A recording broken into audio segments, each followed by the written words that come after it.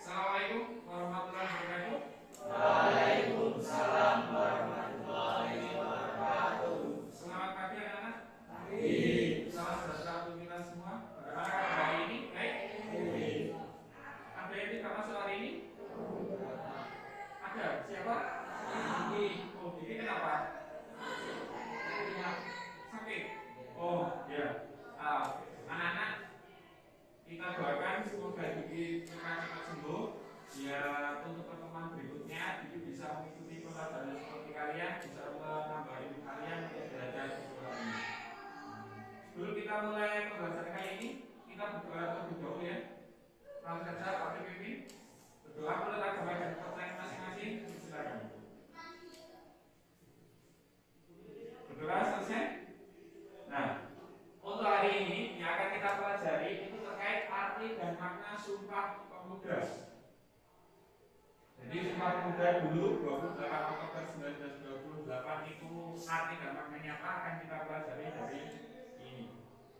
Nah, untuk menyemangati biar kalian tetap semangat, fokus pada tujuan kita akan menyanyikan lagu nasional untuk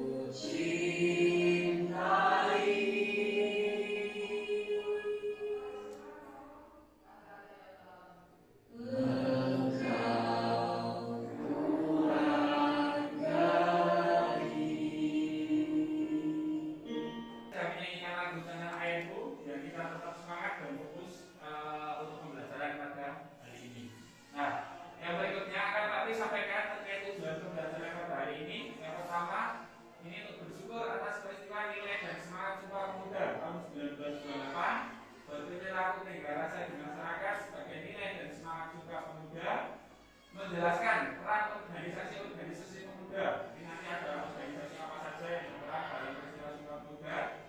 Terus menjelaskan kronologi bagaimana peristiwa Sumpah Pemuda tahun 1928 tersebut. Dan yang berikutnya arti dan makna dari Sumpah Pemuda itu untuk apa. Yang berikutnya nanti kalian akan menyusun laporannya dari hasil diskusi. Terus nanti kalau laporan sudah dibuat nanti akan disajikan dengan cara presentasi. Ada pertanyaan sampai sini? Nah, kalau tidak ada, kita langsung saja membentuk kelompok. Nah, untuk kelompok, silakan nanti berkelompok yang mungkin yang sudah paham nanti bisa digabung dengan teman-teman yang kurang paham, biar nanti saling melengkapi. Jangan yang sudah paham ikut satu kelompok dan lain-lain. Terus gabungan ya antara laki-laki dan perempuan biar tidak ada perbedaan gender di antara kita. Bisa dilaksanakan? Kalian sudah berkelompok, ada yang beranggotanya 5, ada yang anggotanya 4, tidak apa-apa karena ini hanya separuh kelas, jadi yang masuk hanya 31 kelas. Nah, ketika kalian sudah dibentuk kelompok, yang akan kita pelajari, tapi terlebih dahulu akan Pak P sampaikan pengantarnya. Nah, ini adalah gambar hidup Sumpah Pemuda. Nah, dulu peristiwa Sumpah Pemuda terjadi di sini. Ini tepatnya adalah di Jakarta. Nah, akan kami gambarkan di sini ada infografis. Ini terutama untuk kalian peserta didik yang memiliki gaya belajar visual, jadi harus melihat. Di sini ada sejarah Sumpah Pemuda. Dimulai dari Kongres Pemuda 1 ini tahun 1926 tujuannya. Terus setelah Kongres Pemuda 1 dilanjutkan Kongres Pemuda 2 tahun 1928. Nah, pada saat peristiwa Kongres Pemuda 2 itu 2 hari, tanggal 27 dan 28. Dan akhirnya di tanggal 28 disepakati hasil yaitu membuat naskah teks Sumpah Pemuda. Ini juga sama terkait sejarah Sumpah Pemuda dalam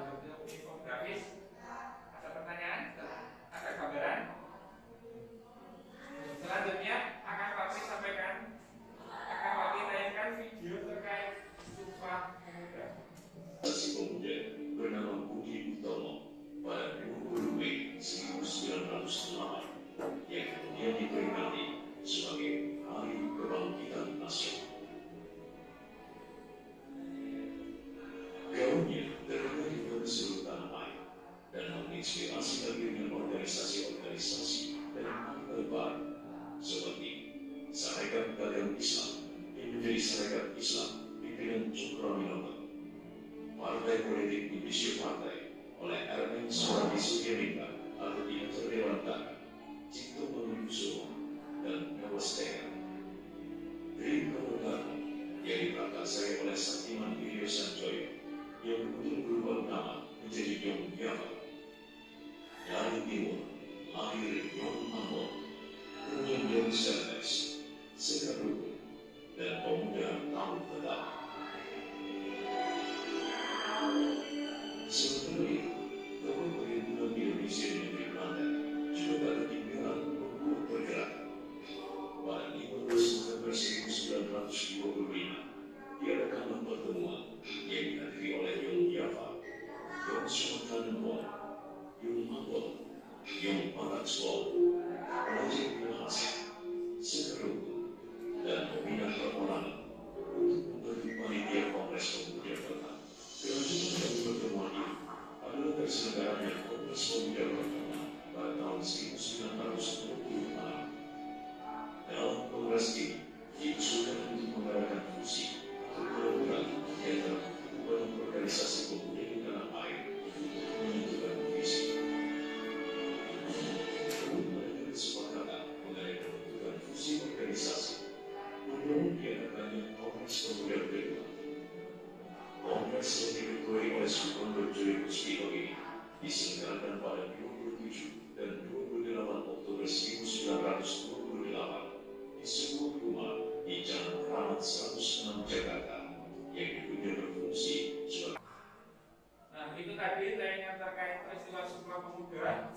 Jadi ketika Budi Utomo lahir, kemudian lahir organisasi-organisasi lain. Nah, organisasi-organisasi tersebut sepakat untuk melaksanakan Kongres Pemuda 1 dilanjut Kongres Pemuda 2 yang menghasilkan naskah teks Sumpah Pemuda.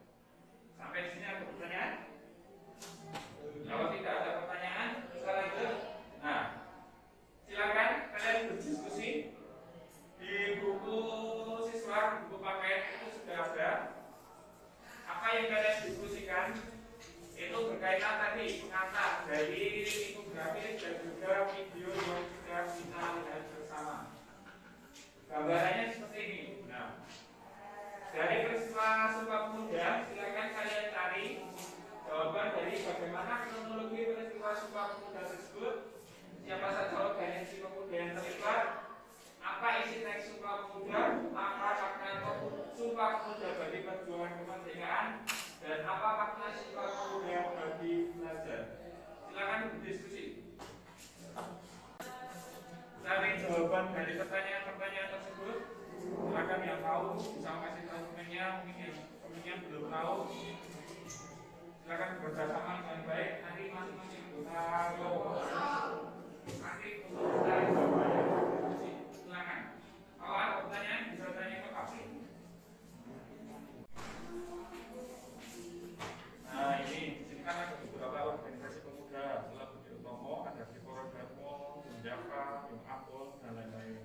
Nanti peristiwanya kronologi dari Sumpah Pemuda seperti apa? Silakan kalian cari.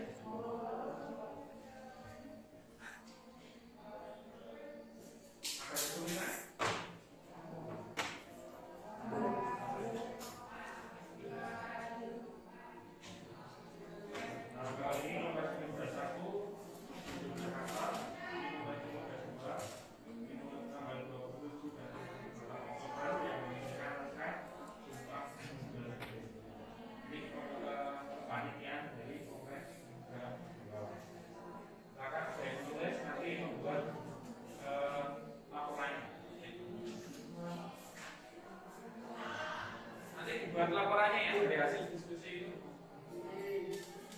Kerjasama dengan baik dalam satu kelompoknya, saling membantu. Ada kesulitan silakan bisa bertanya. Apa mungkin yang sudah paham bisa menjelaskan ke temannya, bisa berkumpul lagi. Ya sama-sama tahu. Nah, kalau sudah ketemu jawabannya, silakan buat laporannya dalam bentuk laporan. Laporannya bisa dalam bentuk tabel, bisa dibuat tabel dari pertanyaan itu, bisa juga langsung dijawab tidak apa-apa, atau dibuat mapping atau pikiran utamanya saja. Itu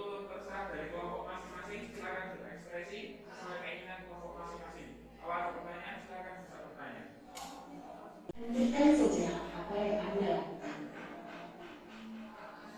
Lalu ambillah posisi yang nyaman, baik saat duduk ataupun berdiri, sesuai dengan kondisi yang memungkinkan bagi Anda. Duduklah dengan posisi tegak, tidak mengangguk, namun tetap rileks.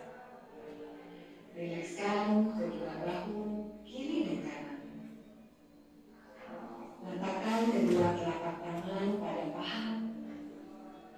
Lemaskan diri lemah. Rasakan tubuh bertumbuh pada lantai atau tempat duduk Anda. Istirahatkanlah. Hasil kelompok itu sebagai bentuk dari pengambilan keputusan yang bertanggung jawab. Selanjutnya, silakan dipresentasikan nanti perwakilan kelompok untuk maju ke depan. Dimulai dari kelompok 3. Nah, silakan perwakilan dari kelompok 3.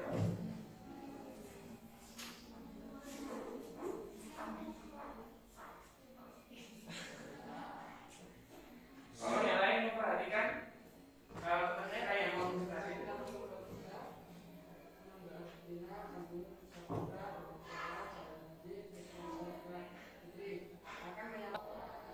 Nah, itu tadi penyampaian dari perwakilan kelompok 3. Beri applause tepuk tangan untuk perwakilan kelompok 3. Ternyata kelompok 3 membuat hasil diskusinya dalam bentuk mind mapping. Jadi kita konsep seperti ini. Ini bagus. Nah, jika tadi presentasi dari kelompok 3 yang hasil diskusinya berupa UN. Ya. Kalau tadi di kelompok 2 membuat dalam bentuk tabel, berarti ini ada variasi dari hasil diskusi kelompoknya. Beri applause untuk kelompok 3. Nah, tadi kalian sudah berkelompok, sudah presentasi. Mari kita simpulkan untuk pembelajaran pada hari ini. Yang pertama, untuk kronologinya, jadi setelah muncul organisasi di Tomo, itu kan muncul organisasi lain. Misalnya tadi ada Yom Java, Yom Batak, Yom Celebes, Yom Sumatera. Nah, karena sudah banyak yang muncul organisasi pemuda, maka organisasi pemuda itu sepakat melaksanakan Kongres Pemuda 1, yaitu tahun 1926. Selanjutnya dilaksanakan Kongres Pemuda 2 di Jakarta, yang merupakan dari Kongres Sumpah Pemuda. Jadi seperti itu. Nah, untuk kesimpulan yang berikutnya terkait isi dari Sumpah Pemuda, silakan dibacakan itu.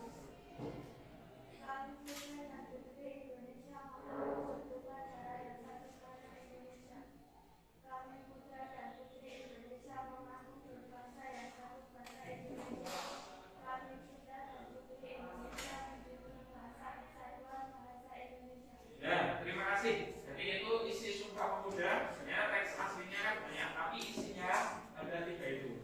Dan dari kami Putra Putri Indonesia mengaku berkembang pada satu tanah Indonesia. Kami Putra Putri Indonesia mengaku berkembang satu bangsa Indonesia. Dan kami Putra dan Putri Indonesia menjunjung bahasa persatuan bangsa Indonesia. Selanjutnya, apa makna Sumpah Pemuda terkait kemerdekaan kita? Antara lain, jika Sumpah Pemuda 28 Oktober 1928 itu bukan hanya menggerakkan para pemuda untuk meraih kemerdekaan saja, tetapi juga mempertegas janji diri bangsa Indonesia sebagai sebuah negara. Nah, hubungannya kita, kalian sebagai pelajar, ini Sumpah Pemuda itu sebagai wujud penghargaan, menghargai perjuangan bangsa Indonesia yang telah memperoleh kemerdekaan. Berkat perjuangan pendiri sekaligus pahlawan bangsa, maka bangsa Indonesia ini telah mendapatkan hak pendidikan dan kesejahteraan. Jadi seperti Assalamualaikum warahmatullahi wabarakatuh. Nama saya Supriyadi, CGP dari SMP Negeri 2 Keranggan, Kabupaten Temanggung. Di sini saya ingin menyampaikan refleksi berkaitan dengan aksi nyata modul 2.2, yakni gabungan pembelajaran sosial emosional dan juga pembelajaran berdiferensiasi. Perasaan saya pada saat merencanakan pembelajaran berdiferensiasi, yaitu masih sedikit bingung dan ragu karena merencanakan pembelajaran yang merupakan gabungan antara pembelajaran sosial emosional dan juga pembelajaran berdiferensiasi. Hal ini terjadi mungkin karena baru pertama merencanakan pembelajaran, sehingga masih butuh banyak pengalaman. Pada saat melaksanakan aksi itu juga sudah cukup memuaskan, meskipun tadi masih sedikit kaku serta kurang berjalan dengan baik. Misalnya pada saat pelaksanaan teknik stop, di mana masih ada anak yang kurang serius atau tidak serius mengikutinya, sehingga makna dari teknik stop ini kurang mengena bagi anak, di mana anak itu kurang bisa jadi rileks dan kurang dapat mengembalikan konsentrasi anak. Untuk pembelajaran yang didapatkan dari aksi nyata kali ini, yakni perencanaan itu harus dipersiapkan dengan matang, seperti RPP, alat, serta media pembelajaran. Selain itu, kita sebagai guru harus dapat mengkondisikan kelas agar pembelajaran sesuai dengan yang direncanakan. Terus pembelajaran seperti ini tuh ternyata juga pernah saya lakukan. Misalnya ketika meminta anak untuk bekerja sama dengan baik pada saat pembelajaran kelompok, ataupun misalnya ketika meminta anak mengambil keputusan dengan penuh tanggung jawab. Ini hubungannya misalnya dalam kegiatan menyimpulkan dari hasil diskusi. Berempati dengan temannya, misalnya ketika ada temannya yang sakit tidak masuk sekolah, ataupun misalnya pada saat melakukan ice breaking. Ini pada saat anak kelihatan jenuh, maka harus dilakukan ice breaking agar kembali konsentrasi. Selain itu, untuk menyampaikan materi menyesuaikan dengan gaya belajar anak, misalnya dengan menggunakan gambar, dengan menggunakan video, ataupun mempraktikkan secara langsung. Ini kan sesuai dengan gaya belajar dari anak. Selain itu juga misalnya meminta anak untuk membuat suatu produk itu yang berbeda, jadi belum tentu sama hasilnya antara kelompok satu dengan kelompok lainnya, jadi ada pilihan tergantung dari kesepakatan kelompok tersebut. Nah, perencanaan untuk perbaikan belajar berikutnya yaitu dengan mempersiapkan RPP-nya yang berdiferensiasi dan yang PSE itu dengan baik dan matang. Pembelajaran ini juga harus diterapkan secara terus-menerus agar menjadi kebiasaan baik, dan juga bisa mengajak Bapak Ibu guru lain untuk mengamati secara langsung pada saat proses pembelajaran. Dengan begitu, nanti banyak Bapak Ibu guru lain dapat menyontoh dan melaksanakan pembelajaran PSE serta pembelajaran berdiferensiasi ini.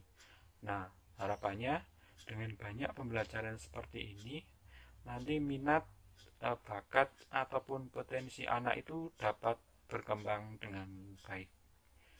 Mungkin cukup untuk refleksi yang bisa saya sampaikan pada kesempatan kali ini. Kurang dan lebihnya mohon maaf. Terima kasih. Saya Iri. Assalamualaikum warahmatullahi wabarakatuh.